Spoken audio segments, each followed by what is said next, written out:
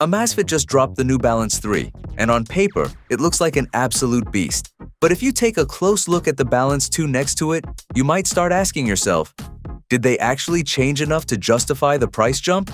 Or is this just clever marketing? Today we are breaking down the real-world differences between the Balance 3 and the Balance 2.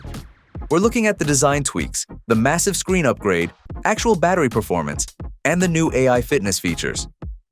By the end of this video, you'll know exactly which one deserves a spot on your wrist. If you love deep dive tech comparisons, hit that subscribe button right now and let's get into it. Let's kick things off with what you can actually see and feel. Visually, these two watches are twins.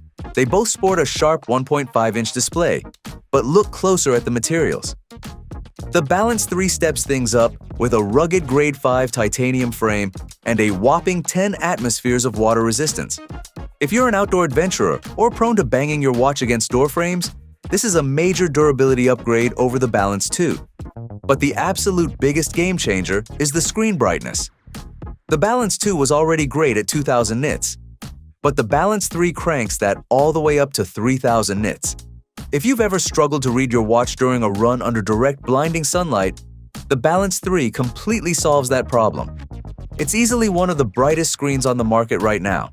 Now let's talk about battery life, because this is where things get interesting. If you're just using these as regular smartwatches, they are neck and neck. Both the Balance 2 and 3 will easily give you up to 21 days of typical use, or about 10 days if you're a heavy user pushing notifications and features. Where the Balance 3 actually pulls ahead is under the hood during workouts. Amazfit optimized the GPS efficiency big time. If you use high-accuracy GPS tracking, the Balance 2 gives you around 33 hours.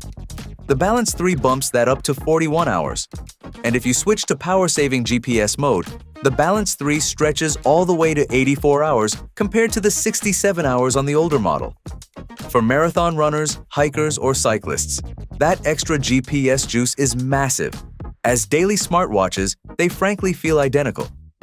Both handle your Bluetooth calls perfectly, push your notifications, store music natively, and support offline mapping. You also get Zep Pay on both for contactless payments.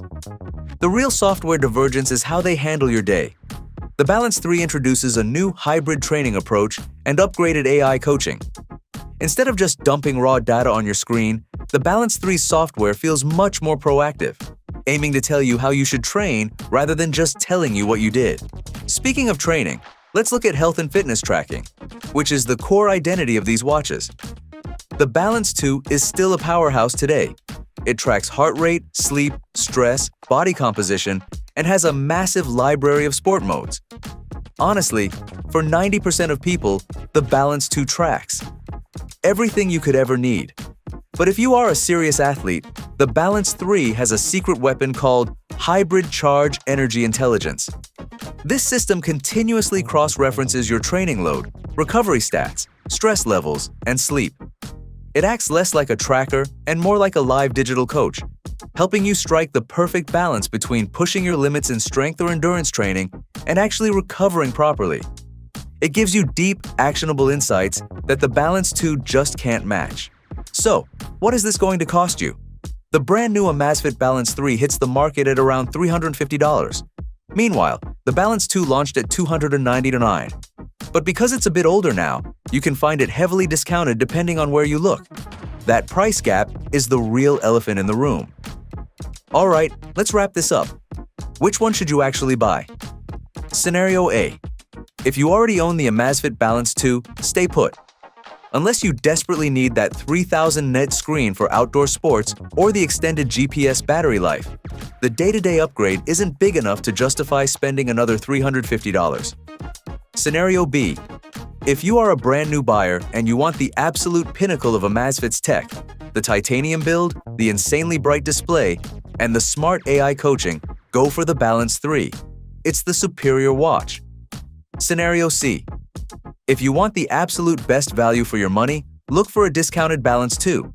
It gives you 90% of the premium features for a fraction of the cost, making it one of the best value deals in smartwatches right now. Which camp do you fall into? Are you upgrading, saving cash with the older model, or skipping both? Let me know down in the comments. Don't forget to give this video a thumbs up if it helped you out, and I'll see you in the next one.